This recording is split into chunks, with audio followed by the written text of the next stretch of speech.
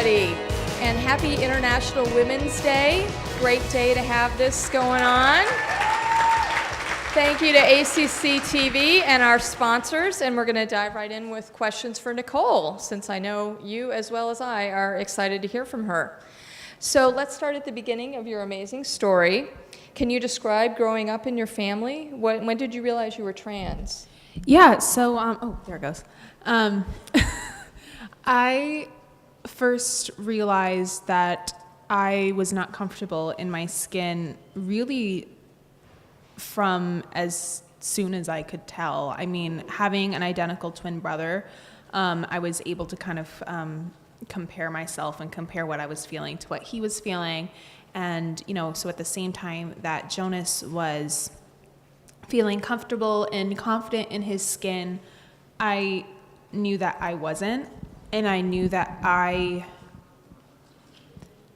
did not associate myself with what, with my body.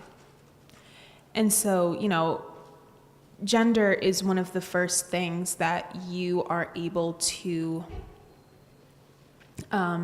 feel valid in for yourself. Your identity is one of the first things that you really get to decide for yourself. And so for most people, people are from a very young age feel valid from the beginning in their identity, and they can say, yes, this is who I am. And for the most part, nobody questions that, because who is anybody to tell somebody else who they are or are not? But for myself, it was this, you know, the same way that you're able to tell what you are, you're able to tell what you're not. And I was looking in the mirror, and I was not identifying with what I was seeing. But the only difference is at the same age that everyone was, you know, affirming Jonas's identity, they were telling me that I was too young to understand the complexities of sex and gender. So there's, you know, a certain double standard that comes to trans children and knowing who you are. Mm-hmm. And how did your family respond, and how did you cope with all the ups and downs?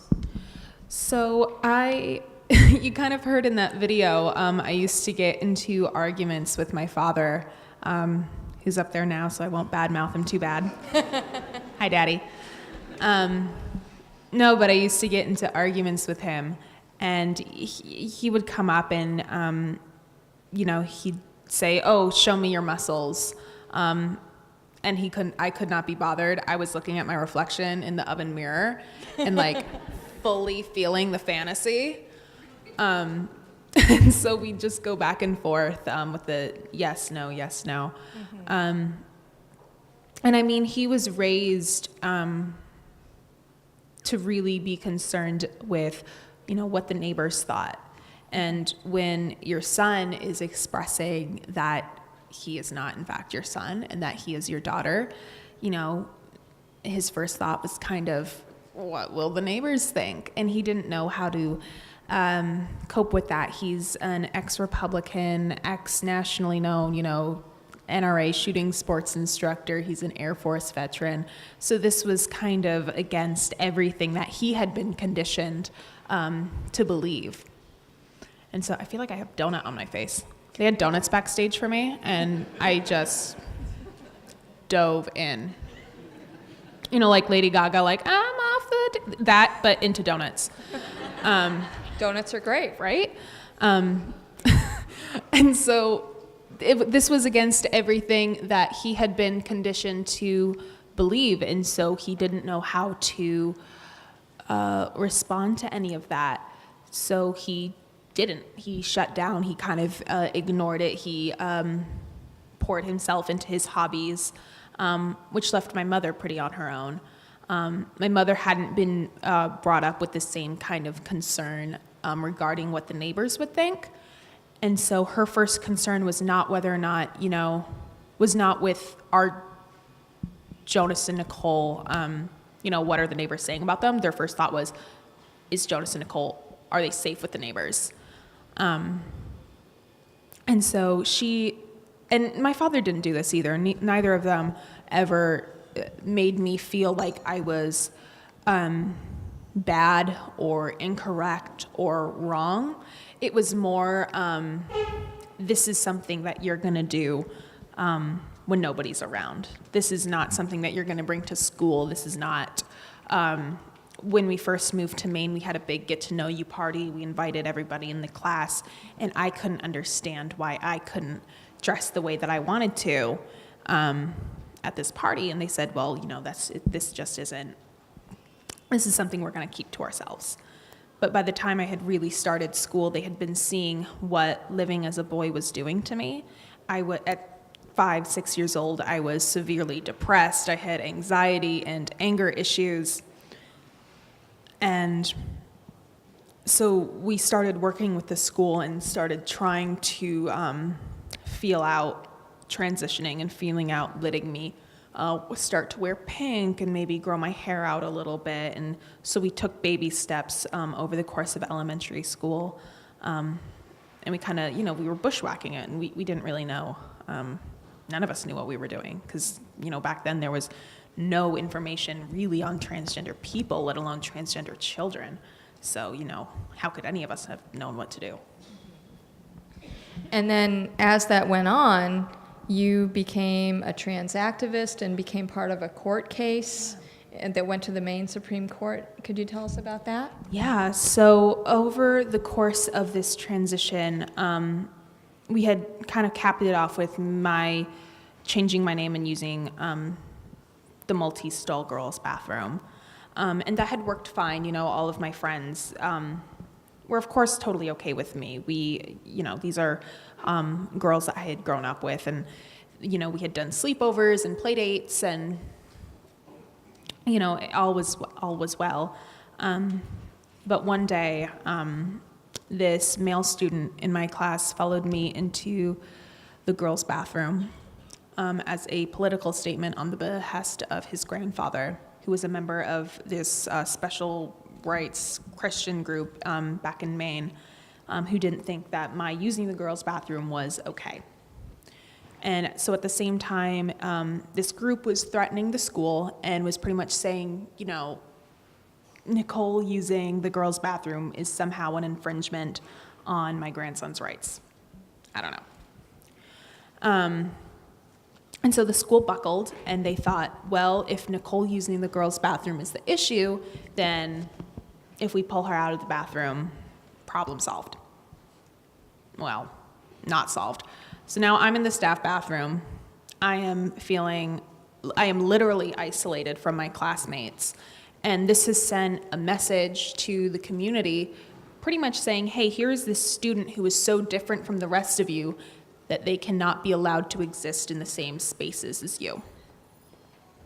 And so people who we had not had a problem with leading up to this sort of started taking those cues and started giving our family a hard time. And so eventually I had a bodyguard who would follow me around and make sure that I was using the right bathroom because, sometimes I would make a break for it. Sometimes you just got to go. Sometimes you just got to go, right? And so I had a bodyguard making sure that, I was using the right bathroom, which is, of course, even more isolating. It's, you have a target on your back as a trans student, and then, with all of these policy changes, it's just getting bigger and bigger and bigger. So after that point, I had been in the outing club, and the school pretty much said, yeah, you can go on this overnight whitewater rafting camping trip, but you can't sleep in the same tent with the other girls. You need to be in a tent by yourself or with your parents. And we were kind of like, I have slept in the same bed as all of these girls. Like, these are all of my friends. So, we were like, okay, well, what if we had a petition or something? We got a permission slip signed by all of the parents saying, like, we know this isn't a freaking issue, but we're going to, write in paper, this isn't a freaking issue. And the school said, no, we're not going to do that. So Jonas went on the camping trip, and I went to visit a granny in Indiana. And so after that was kind of the last straw. They'd been calling ahead to field trips and stuff. We'd be going on and saying, hey, we have this student coming, don't let them use the girls' bathroom at your facility. And not everywhere has like a gender neutral bathroom. Like, I'm not going to hold it. Like, all right, well, I'm going to pee on your floor. Again, sometimes you just gotta go. Right? That's kind of what I feel like with all these new bathroom bills that are popping up. I'm like, all right, I won't use, the girls' bathroom, but I will pee in the street. I will like full like Maya Rudolph, like Bridesmaids, when she was like in that big wedding dress, just like, to quote Kristen Wiig, shitting in the street. I love that movie. But so yeah, that was kind of the last straw. And so after that,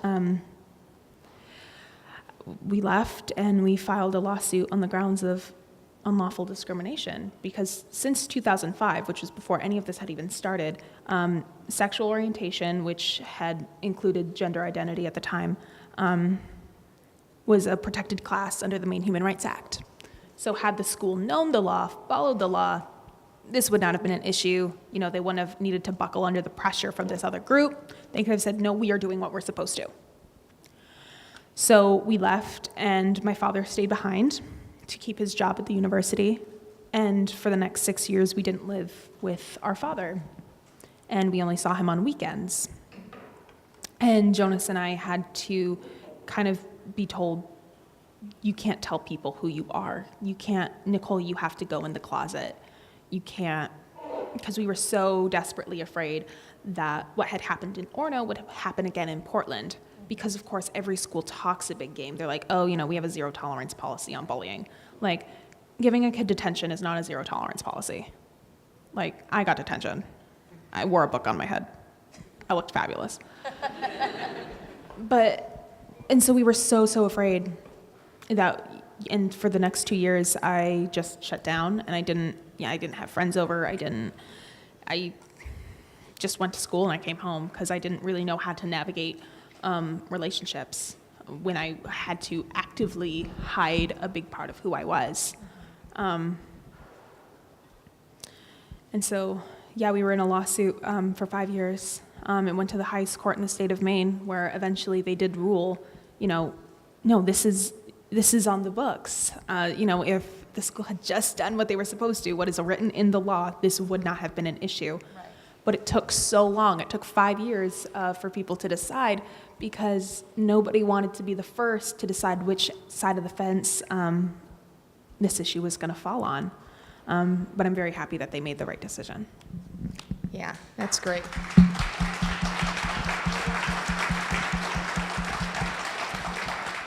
And you had a book written about this, Becoming Nicole, which was written about you and your family's story. It was very well received by the critics, and some of the things they said were, 4 ordinary and imperfect human beings had to reckon with an exceptional situation, and in so doing also became, in their own modest ways, exceptional.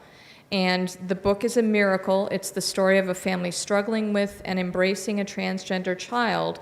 But more than that, it's about accepting one another and ourselves in all our messy, contradictory glory. The Maine's family is as American as they come.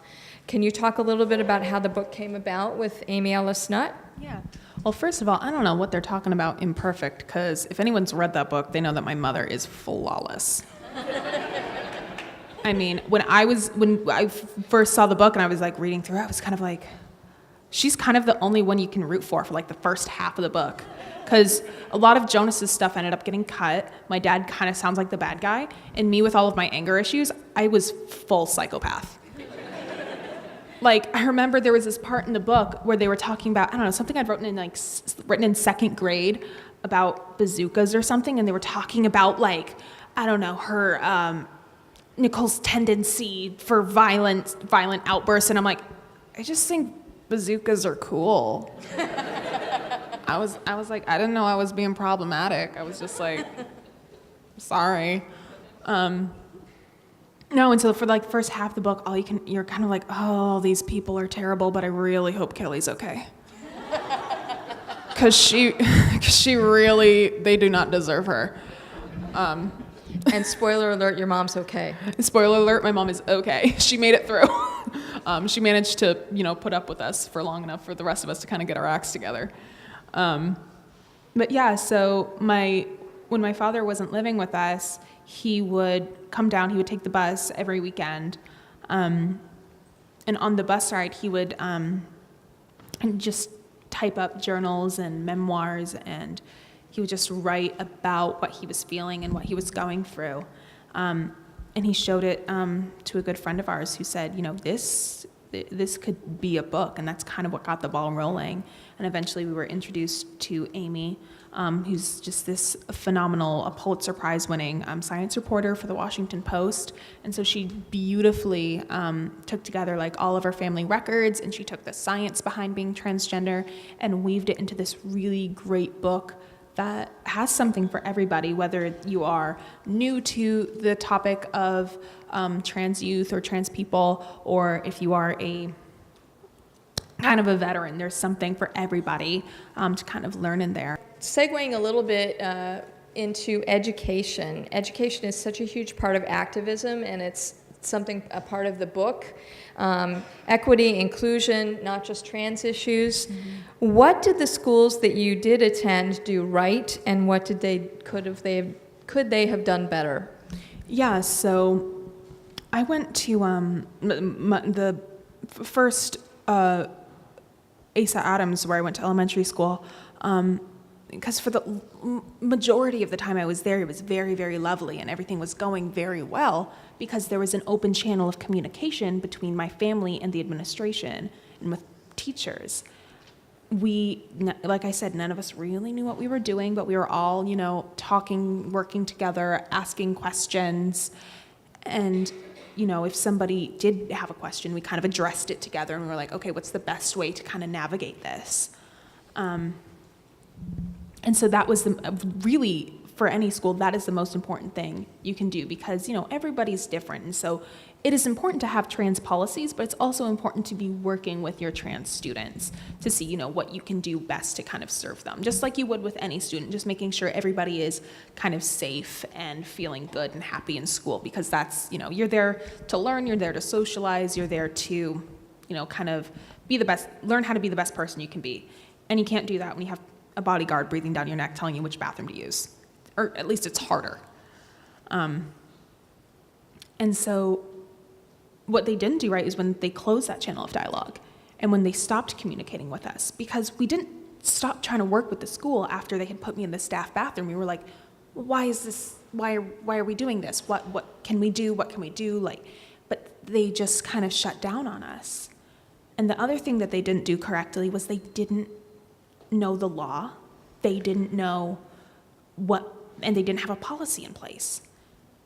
So schools should not be waiting, and I talked about this in my TEDx talk, schools should not be waiting for a transgender student to come out for them to start talking about gender inclusive policies. Because only a couple years ago did the Orono school system introduce a more gender inclusive policy. I was 2 years out of high school by the time they did that, and we started that conversation when I was in first grade. So that's great that they have one, didn't really help me so much. And so it's really important for schools to have these policies on the books before a student ever decides to come out, because they might have a transgender student who is just not out yet. And it's not fair to that student to have to be the ambassador, to have to be the negotiator and the diplomat and try to, educate the educators, because that's not fair to a student. And so had the school had a policy in place, had a school known the law, know what they were required by law to do, then none of that would have been an issue. And how about schools like ACC, more secondary schools like community colleges? What can we do better? It's the exact same thing. It doesn't matter if it's primary school, secondary school. An open channel of dialogue is always positive. It can't hurt. And then also having policies in place so when, like I said, when a trans student does decide to come out, nobody's scrambling to try to be like, well, what does this mean? What do we do? What about the bathrooms? Is everybody gonna be okay? If you guys if you have, even not, it doesn't have to be so super specific, but even if just the bones are there, then, it saves so much heartache on the trans student and their families. Yeah. Okay, shifting more to your work as an actress, what made you decide to try acting, and how did that career come about? So I started acting when I was in middle school, and I had always loved playing dress up as a kid. It was kind of my moment where I could dress however I wanted. So I could be Dorothy and live my Judy Garland fantasy. I could be Wendy. I could be Cinderella or Ariel. And that was when I felt the most validated, the most comfortable in my own skin. So I always loved playing dress up. And so I started doing theater in 6th grade, which is just more dress up. Because that's really what I do as an actor. I just play dress up with a better budget. And great costumes. And great costumes. My costume's gorgeous. It's uncomfortable as hell, but it's gorgeous. So yeah, I started acting when I was in 6th grade, and I really, really loved it. And I always loved television, and who doesn't love superheroes? I love superheroes. Right? And I remember my favorite superhero growing up was Storm. I mean, the hair, the costume, she kind of won the lottery with her powers too. So she kind of like, you're nodding over there like, yeah, she did. And so I loved the drama of it all. And then as I got older, I would watch, my favorite actors on panels, or I would watch behind the scenes stuff and just kind of see, how actors were different from their characters. And it was so fun watching people interact on set and watching panels and seeing how everybody, would, and you always wonder, like, do they really get along that well off set? Do they really joke around? I don't know about everybody, but for Supergirl, yes. It is so fun, and getting to be on one of those panels at Comic-Con was a complete dream come true, and everyone's so amazing. And even in the short time I've been there, I've made such good friends. And now it gives me something to do on the weekends too, because I don't know anybody in Vancouver. So now I can go over to Katie's apartment, and me, Ozzy, will watch true crime. We were just, last Saturday, we were watching the R. Kelly documentary, and thank God we had wine. We were like, ooh, yikes. We needed Oisin, kind of keep us grounded. But yeah, so I got into it just because of how fun it looked. And so now I get to do that, and I get to play dress up. I get to have a great time with great people, and I'm a very big believer in, if you love what you do, you don't work a day in your life, and it very feels that way for me. I just get to go play dress up, have a great time, and tell stories that matter. And I'm so in love that I get to be on Supergirl, particularly with this season, because the content is so real and so relevant to what's happening in the States right now. And you ask yourself, okay, well, what if we actually did have aliens from Krypton? We had refugees from Daxam, from Tamaran, from Naltor. What would that look like? And it would look like exactly xenophobia, racism, ignorance, that's what it would look like. And so getting to be a part of that and tell those stories has been really special. And I think it's been very cool and very different, because the big baddie this season isn't necessarily something you can fight with heat vision or your fists. It is much bigger than that. So it's been great to see. But it's also been very interesting. I'm kind of going a little off topic here. Hey, I am into this. But it's been very interesting to also see people's reactions to this season, because I keep seeing a lot of folks saying, oh, don't make superheroes so political. And I'm like, what superheroes have you been reading? What comics have you been picking up for the past 50 years? They've always been political. Iron Man in the Cold War, Captain America fought literal Nazis. And people are upset because for the first time, they are on the other side of it. They are on the other side of the heat vision, if you will. but it's just been a dream come true to get to kind of be a part of that and to explore that story and be able to tell stories that matter while making amazing friendships and wearing cool costumes. Yeah, I mean, you kind of actually answered some of the questions I had written down here already. Nailed which it. is awesome. Future vision. Future vision, yes. She is the dreamer. She must have dreamed this interview. Yeah. So I'd like to hear a little bit more about how the role of Nia came about. How did you audition for it? You know, you had been on Royal Pains. How did that come about? Yeah, so Royal Pains came about just we knew somebody who knew somebody who knew somebody in casting who was looking for a trans actor, and they had kind of known that I wanted to break into that, and so they said, "Oh, send in an audition." I read words for a living off of a page, and I don't know how that happened. And so I just sent in an audition for that and met with producers and casting a couple times in New York, and that kind of just happened, and I did not expect it. I was like, then I was, for my senior project, my senior year of high school, I was in New York filming a TV show, and I was kind of like, this is nuts. And so then I didn't act for like 4 years after that. And I auditioned for Supergirl. I had gotten together with agents and managers since Royal Pains, who were phenomenal, and they had sent me this one, and they said, "Hey, this one's really big. Don't screw it up, because we know you like to do that." And so, I usually just film stuff on my laptop, but I shelled out some money, got like a professional videographer. Is that the word? I'm seeing nods. Smart. I know words and vocabularies. I'm not so good at shapes, though. And so I did an audition for that. I read with my best friend back home, one of my best friends back home. And we didn't really hear anything for a while. And so I was kind of like, all right, well, swing and a miss. And then I was out in Los Angeles shooting another movie, which I'll talk about a little later. And while I was out there, my agents had kind of been like, yeah, I mean, we haven't heard anything from them. I guess they went with somebody else. And I said, all right, well, that's a bummer, because I got really into Supergirl. When I auditioned, they said this character should kind of be reminiscent, same energy of season 1 Kara.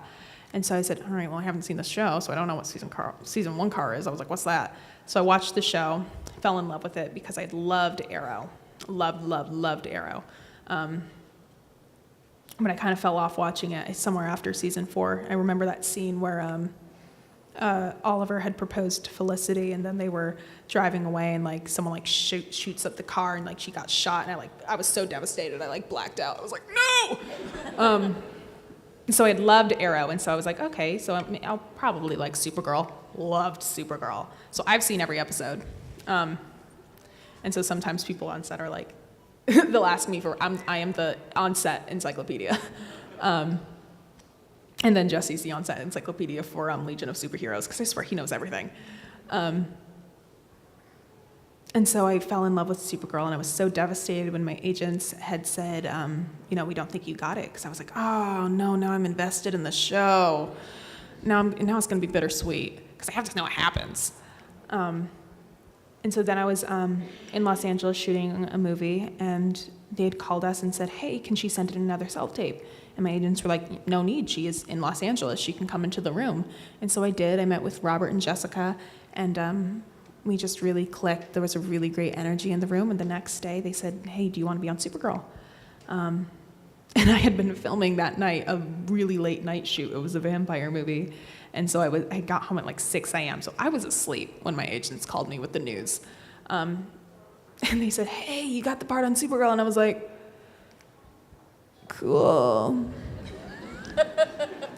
It took me a little while. But yeah, so, and, since then, Nia has been so amazing to play, and I've gotten to do so many cool scenes. And I mean, that speech with Makad was so fun to do. The energy in that room was, it was palpable. I mean, it was something really, it was energized in there. And then I've gotten to do some other really cool scenes. This past week, I did an amazing scene, which I won't spoil, but it's going to be amazing. And of course, David Harewood, John Johns is directing right now, and killing it. Like, if he needs to kind of direct just everything from now on. I'm like, and it's so great because you know when you've nailed a scene with David directing, because you just somewhere back at like Circus, you just hear money, and you're like, nailed it. Although now it's kind of become a thing where if I don't hear money yelled, I'm like, oh God, I screwed it up. I was like, what'd I do? I didn't hear, David didn't yell. I didn't do it right. We got to do it again. But yeah, so it's just been a complete dream come true. I wanted to ask you about a specific episode, and that's the blood memory episode, which was just incredible. For those of you who don't watch the show, Nia goes back to her small town home and deals with her family, including how her sister responds to the news that Nia, not her sister, is the one who has gotten the dreaming powers in her generation. And I wanted to know what parallels you saw between Nia's journey and your own. Yeah, oh my gosh. That was an amazing episode to shoot. That was so much fun. It was cold. We did all those dream scenes in a field in Canada in the rain. And so it was, and then of course I'm in that like sheer, very like, Nia's always in like just these little tiny wrap dresses. And Makad was complaining to me one day. It was when we first started shooting in the summer. He's always in 3-piece suits. And he's like, oh my gosh, I'm so hot. Like, why do I wear so many layers? And I'm like, yeah, wait till winter. We are a 10-month season. I'm sorry you have to deal with 2 months of 3-piece suits. I'm going to be wearing wrap dresses through December. So it was very cold filming that. But it was such an amazing experience. And of course, getting to work with Hannah James is so freaking incredible. It was so amazing. And so parallels, I mean, I think we've all had someone in our lives, we're trans people anyway, have had someone in our lives tell us that we are not, that you're not a real woman. You know, you can do this or that, you can change whatever you want, but you can't change biology or whatever. And that's always really, that's really hard as a trans person to hear, because like there are some things that I can't change, but you know, it's also more frustrating because you're like, this person does not know the difference between sex and gender, and I just do not have the time to explain it to them. And then, of course, you know, also on a broader sense, I think anyone with a sibling is kind of able to relate to, of course, the constant comparing of yourself to your sibling. And then also, whenever you've gotten in a fight with your sibling, you say things you don't mean. And especially, I know I do this with my brother. When we get in a fight, it's, you know, kid gloves are off. You go for what hurts. You go below the belt. And that's kind of what happened with Maeve and Nia, and you can kind of see, because Hannah's just so brilliant, you can kind of see that moment where Maeve is like, oh, what did I do? What did I say? And, you know, and then, you know, you're looking at a potentially destroyed relationship between sisters, which is, of course, at the same time in the show going through Cara and Alex. And so then, but out of that, you know, you have a really beautiful blossoming relationship between Nia and Cara. But yeah, anyone with a sibling, and because I knew doing that, I was like, I have definitely been there with Jonas when you get in a fight and you go for what hurts, and it hurts. I mean, the hurt was so devastating, but then there was the moment where Nia's mother says, you were the daughter I was meant to have, that just is heartbreaking on an entirely different level. Mm-hmm. As she's dying. I mean, that's just kind of like, Nia's kind of getting hit by from every angle in this episode. but yeah, that was an especially powerful scene to shoot. I mean, Kate Burton is amazing, and she's such a pro. And of course, I had a couple weeks off because I had a couple episodes I wasn't in, and so I started watching Scandal. And now every time I see Kate Burton, I'm like, "Mommy, yes!" Like, yes, Mommy. And then there was, of course, that scene where the church she was in blew up, and I was like, "Mommy, no!" But then she was okay, and I was like, "Mommy, yes." But yeah, that was an especially powerful scene to shoot. Just, it kind of brought me back to, of course, now my father is incredibly on board, and he's incredibly supportive of me, and we have a really beautiful relationship, but it kind of brings me to every time we go and speak together, and I hear his side of his transformation, and hearing him kind of, beat up on himself, but, and being so supportive now, it's just, it was a powerful scene to shoot, is all I can say. How do you see your acting career intersecting with and/or enhancing your activism? Yeah, well, I mean, all of my past women and gender studies professors will tell you that my favorite topic is intersectionality. And, kind of studying how all aspects of our identity intersect, and you can't really separate those from each other. My acting and my activism are intertwined, and they are intersected, and one bleeds into the other, and one lifts up the other, and with the greater platform that I had gained from activism helped me kind of springboard into acting, which then furthered that platform, which I can now use to further the activism. Hence I am here today. And so, and then on screen also, as well as off screen, I'm telling stories about trans people, and I'm looking at showing a wider variety of trans experiences, because I think for a while we were seeing trans characters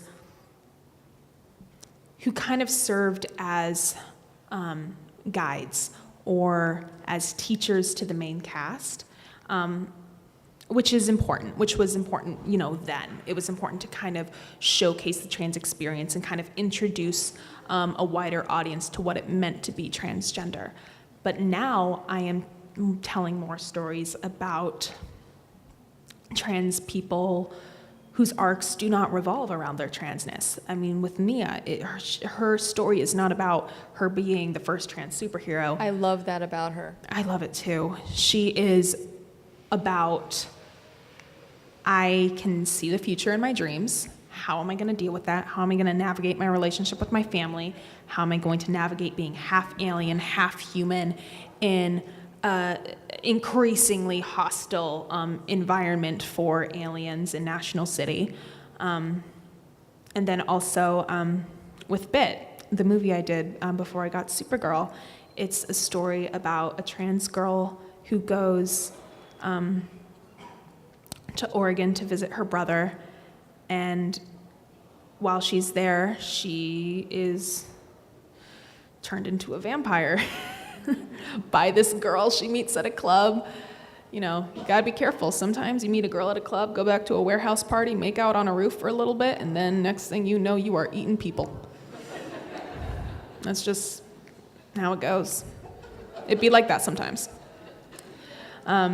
But her arc is also not about her transness. It is about, all right, how am I going to deal with my fleeting humanity now that I have to kill people to survive? How do I deal with my goodness? How do I balance that? So now my activism and acting have kind of, like I said, intertwined into telling trans stories, sharing experiences, and showing that trans people are not token characters in any friend group. We have other stuff going on outside of our transness. Can you tell us a little bit more about BIT and when it's going to be coming out? Absolutely. So BIT was written and directed by the legendary, well, he's a legend to me, the legendary Brad Michael Almore. He's so freaking incredible, and in making this movie, he really just wanted to make something for younger teenage girls that wasn't, princesses, and I don't know what young girls like, but something just freaking cool, something kind of a little bit dirty, a little bit nasty, but also kind of like, but also at the same time like heartwarming as someone's heart is being ripped out. It's so cool. So yeah, this girl, I play Laurel, who goes to visit her brother, played by also legendary James Paxton, who goes to visit her brother in Los Angeles, turned into a vampire, and joins this group of intersectional feminist vampires. I mean, that's kind of gold. It's like Lost Boys, but all girls, and a little bit cooler. I'm setting the bar really, really high, but I am so in love with this movie, and I had such a fun time doing it. And it explores, like I said, kind of that humanity. What do you do when you kind of lose that? What do you do when that line is blurred? And she's drawn into this group. She knows they're bad, but she's for the first time not feeling like she's an outsider. At the same time, she kind of feels like she belongs in this group almost. And so she's there, but the group is at the same time there to remind her, like, don't get it twisted. We aren't the good guys. We are not a movement. At best, we are a terrorist organization. We kill a lot of people. And so now she's kind of like, am I a bad guy? Am I kind of like the Deadpool of this story? Am I an anti? She's like, what am I? And so it's just this really, like I said, another really cool story of a trans girl whose story arc is outside of her transness. This is her wrestling with her own good and her own evil, and kind of realizing like the line's really, really blurry. And so, I'm so in love with Ben. It's so cool, and it's bloody, and I got to be covered in blood. I wasn't covered in blood a lot. I was covered in a lot of blood. Different costume from Nia Nall. Very different. She's very different from Nia. She's very, very different from Nia. Great. Well, I think we're about ready to take some questions from the audience. Hi. My name's Danielle Skidmore, and I guess I'm curious. So the Supreme Court, the Maine Supreme Court that upheld the law in support of your family, doesn't exist in Texas. We have no protection in our community for gender identity. And we've been fighting for it for a long time, but our state legislature continues to move, or at least try to move, in the wrong direction. In fact, this year we have a bill, Senate Bill 15, that would seek to invalidate our local non-discrimination ordinances. So all the benefits that we enjoy here in Austin, some in our state legislature would seek to invalidate that. So I'm wondering, how did you feel when you found out your parents were going to move to Texas? I was like, I'll see you when you're not in Texas. No, I was very happy they were moving to Austin, because I've always heard amazing things about Austin. And, I knew that it was kind of, the blue dot in a kind of big red ocean. So I was very happy, at least, they're moving to Austin, or they're moving to Texas. All right, well, at least they're in Austin. But I was very kind of like, from Maine to Austin? I was like, you going to Texas? Really? And so my dad was always talking about how excited he was for me to come down there, and I was like, okay, sure. Yeah, it was shocking. I was kind of like, all right. But I think my dad's also really happy to be here, because he's able to kind of put more of his own personal activism back into Texas, and kind of try to get those laws changed, and try to ensure the same kinds of protections that we got in Maine down in Texas. Because as we're going to colleges and universities and high schools and community centers, we've kind of been on the coast, each side of the coast, in more liberal, more progressive areas, which is great. But the change that really needs to happen is middle America in the South, but it's hard to get there, because if you're speaking, someone has to invite you there. So now, having moved to Texas, he's excited to be able to kind of put his activism back into, his home. Hi. Hi. I actually have two questions. The first one, there are a lot of RTF students here, a lot of people from the RTF department who are probably wondering if they would maybe want to go into producing, writing, directing, or even just acting. What advice would you have for any of us in that department? I think the best advice that I can give is don't give up, because in that industry, it's a lot of rejection, kind of like one after the other. Before I got bit and before I got Supergirl, I'd been, doing, like 3-4 consecutive years of no's, lots of, oh, well, we don't really have any like constructive criticism for her. We don't have any reason why we don't like her. We just don't like her. And so it's very frustrating. And before Supergirl and before Bit, I was really considering like, should I be putting my energy more into something more sustainable for myself? But as I was kind of questioning that, it happened. And so it's about perseverance. It's about, you have to have a thick skin. You have to be willing to kind of trust yourself and know like, okay, this person didn't love me, but I'm going to do it. And it's just about really not giving up. You just have to keep at it. It's very exhausting, but I had a lot of really good friends helping me along the way and supporting me.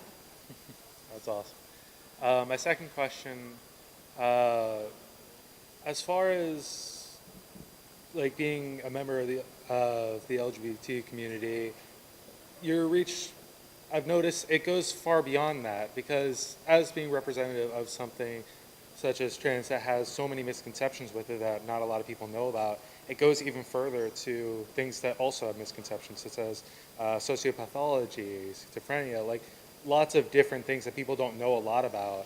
And as somebody who is like a reforming sociopath, I've had to tell people the difference between sociopath and psychopath so many times. Mm-hmm. And like, what advice would you have for anybody who's also dealing with that, just outside of that community as well, just in general? What I've noticed in having to educate people and kind of having to be a first source of information for a lot of people is it requires a tremendous, and as I'm sure you know, it requires a tremendous amount of patience. I was talking on Twitter a while ago. I'd started playing Xbox Battlefront 2 with some guys I'd met online. I don't play with a lot of people online, but I was kind of like, I'm lonely, I'm single, let's, play with some strangers, why not? What could go wrong? And they turned out to be like horribly like transphobic, homophobic, racist, sexist, xenophobic, and I was like, this is why I play alone. This crap right here.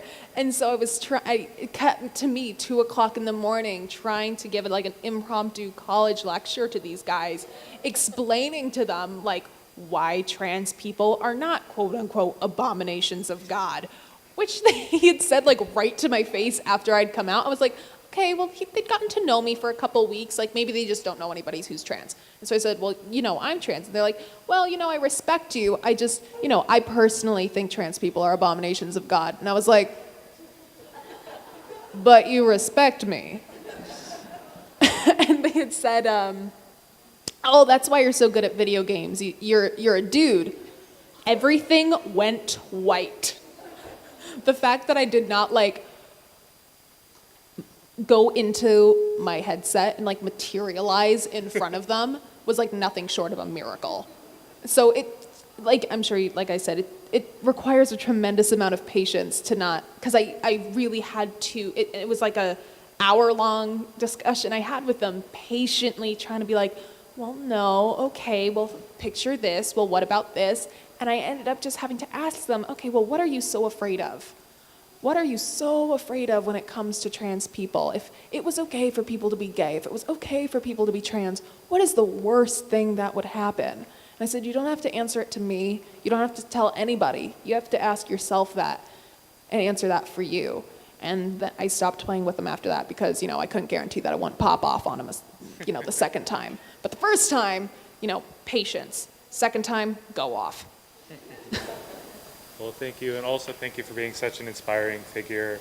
One of my closest friends and one of my oldest friends are both trans, and to know that there's somebody making sure that they're going to be able to be accepted is just amazing, and I just wanted to say thank you. Thank you very much for saying that. Have an awesome day.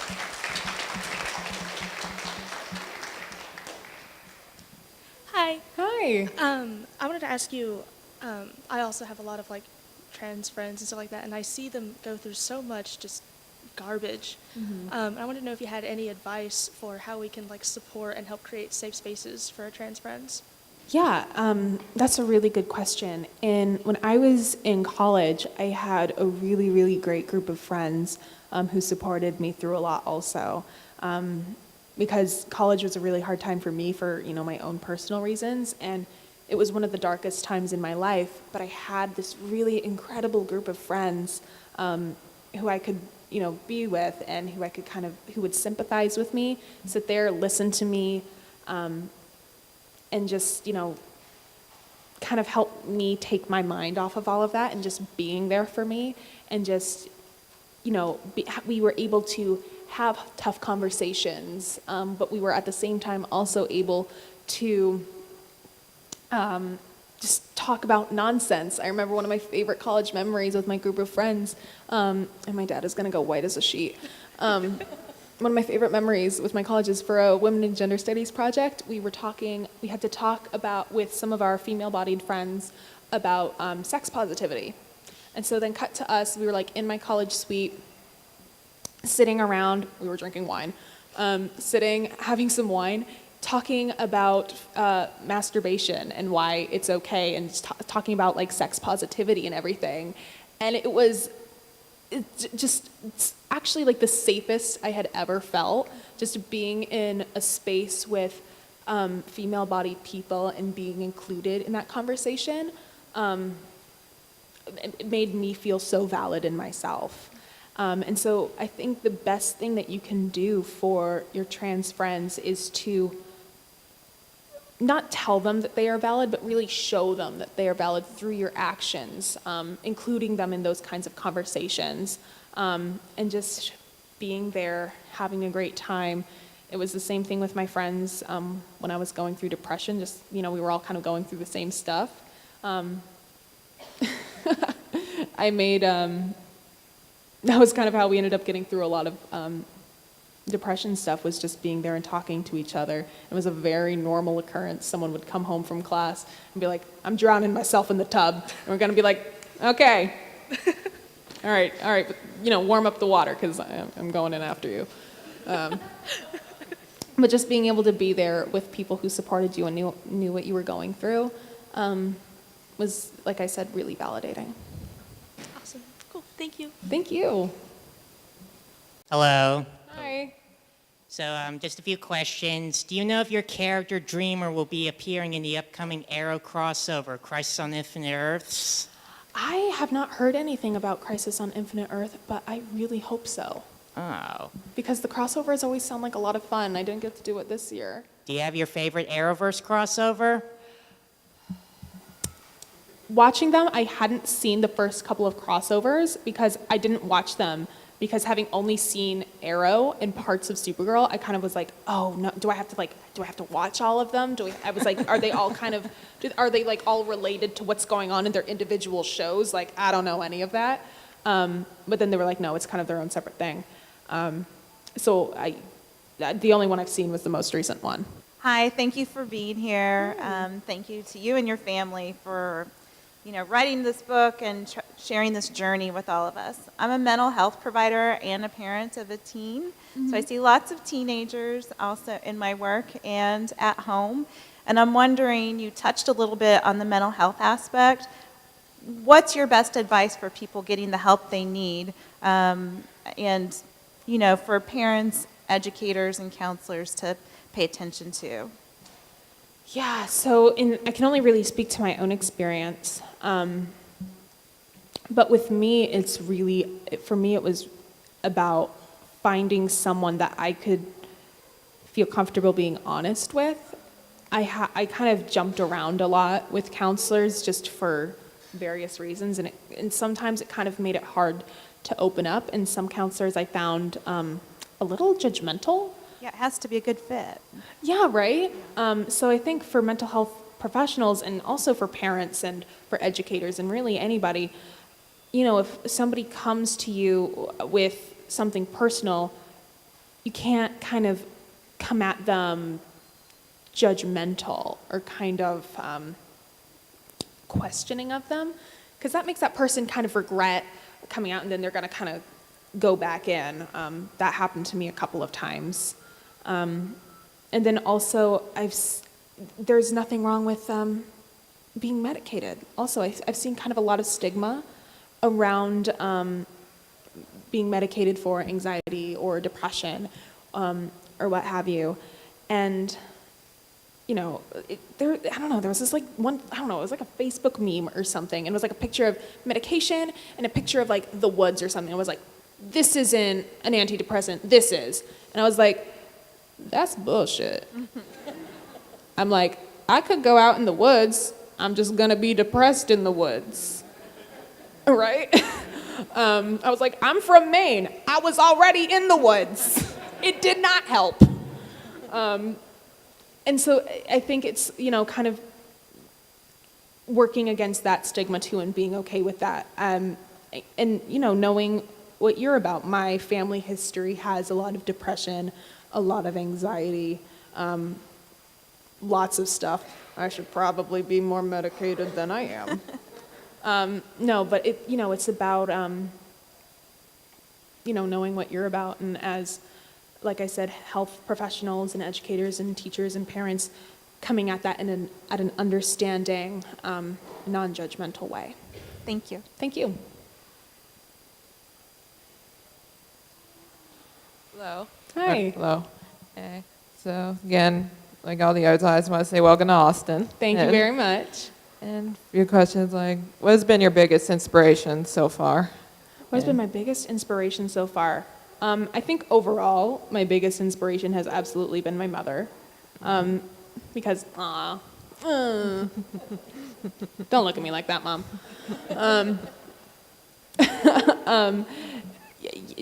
Like I had said, through the first, really through all of becoming Nicole, she was the rock that kept us together, and she really taught me what, you know, a strong woman looks like. You know, someone who is willing to put in the hard work, you know, get a little elbow grease going when it comes to making sure that you and your family are safe and, you know, you are being treated well. If it wasn't for her, I wouldn't be who I am today. That's for certain in multiple senses of the term. And I remember when I was in elementary school, she was at the school every day, working with the school, making sure that conversation was still going, making sure that channel of dialogue was open right up until it wasn't. And when it wasn't open, she let them know why that was a problem. And so she taught me how to be as outspoken as I am and to use my voice for good. What has been your favorite part about playing Supergirl or any superhero? Or My favorite part about playing a superhero, like I said, I was so excited to get the suit. So that was fun. But I've had a couple of moments on set where I was fully feeling the fantasy. Okay, I just have a quick question. What advice would you give to those, because there are those who start transitioning sort of after puberty, Yeah. and I guess are maybe still closeted or something. Mm-hmm. So I guess what advice would you give to those who are just starting out as adults on this journey? Yeah. It's scary. At any age, transitioning is scary because everybody feels like they are entitled to your business. There is something about being trans that makes people think that boundaries aren't a thing. I've been asked all of the weird questions. I mean, like I said, the guys on Xbox felt that they were entitled to know what was in my pants. And I was like, you guys are just the worst. Just so terrible. Everything they said was just awful. But so while everybody feels entitled to know all of your business, know that nobody is. Your transition, your business is nobody's but your own. You can choose to come out to people, you can choose not to. You don't have to share whatever you don't want to with whoever you don't want to. It's all about feeling comfortable in yourself, in your skin. Transitioning is a choice that you make to feel better about yourself. And if in doing so you don't feel good, then what's the point? You have to feel good about the choices that you've made. And so you can't let other people's perceptions of you, other people's kind of really invasive questions bring you down, because that's not what the trans experience is about. The trans experience is about you being you and loving being you. And so, yeah, you just have to kind of own yourself and own that, and you will find people who really get that and are drawn to that and appreciate that realness. And then other people don't really matter as much if they don't. So that is a wrap. And thank you again. I know Carrie just said this, but I have to say it again. Thank you so much, Nicole. Thank you to the Maines family. And thank you to ACC TV, RTF, and the LGBTQ Equity Committee.